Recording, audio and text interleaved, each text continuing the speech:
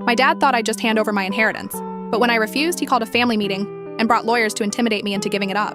The inheritance was from my grandmother, Dad's mother, who'd specifically left everything to me. Not him, not my siblings, just me.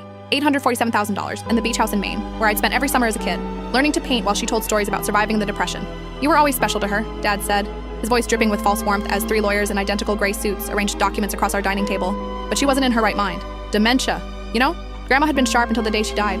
She'd called me 2 weeks before, reciting my social security number from memory just to prove her mind was intact. Your father will try to take it, she'd warned. Don't let him. The lead lawyer, a woman with predatory eyes, slid a paper toward me. This simply transfers the assets to their rightful place. The family trust your father manages. I didn't touch it. The will was clear, I said. Dad's mask slipped for a second. Linnea, be reasonable. You're 23. You'll blow through it on avocado toast and yoga retreats. That's when I noticed my Uncle Cameron in the corner, recording everything on his phone. My sister Thea sat frozen, gripping her coffee mug like a lifeline. Mom stared at her hands. Sign it, Dad commanded, or I'll contest the will.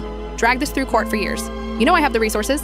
The lawyers nodded in unison like trained seals. What Dad didn't know was that I'd been recording too, not just today, but for months. Every threat, every manipulation, every time he'd stolen from Grandma's accounts while she was alive. I had bank statements, forged signatures, emails where he discussed handling her estate before she was even sick. Actually, I said, pulling out my laptop, let's discuss what Grandma knew about your embezzlement. The room went silent. I opened the first file, security footage from Grandma's house showing Dad removing paintings, jewelry, and cash while she was at dialysis. Then the forensic accountant's report I'd commissioned showing $400,000 missing over 5 years. The lead lawyer's face changed. We weren't aware of any criminal activity. There isn't any. Dad snarled. She's bluffing. I played an audio recording. Grandma's voice, clear and strong. I'm removing my son from my will due to his repeated theft. Everything goes to Linnea, who has shown me what real family means. The lawyers began packing their briefcases. This meeting is over, the lead lawyer announced. Mr. Holt, you failed to disclose relevant information. We're terminating our representation effective immediately. Dad lunged across the table, grabbing for my laptop. Uncle Cameron finally spoke. Touch her, and I'm calling the police. I've been documenting your fraud for years, waiting for Linnea to be ready. I looked at Cameron, stunned. Grandma asked me to protect you, he said simply. She knew what kind of man my brother was. Dad stood there, calculating. Then he smiled. That same smile from when he'd convinced investors to pour money into his failed ventures. Fine, keep it.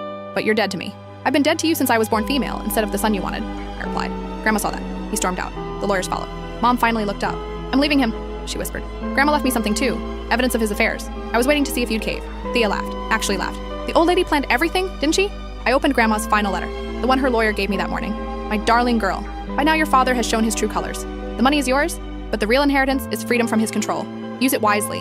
Build the life we dreamed about during those summer painting sessions. And remember, the best revenge against a narcissist is living well without them. P.S. Check the beach house basement. I left something special. 2 weeks later, I stood in that basement surrounded by Grandma's hidden art collection, Monet's, Picasso's, pieces worth millions she'd bought cheap in the 1960s and never told anyone about. Dad had been right about one thing. Grandma did have favorites. She just had excellent taste in choosing them.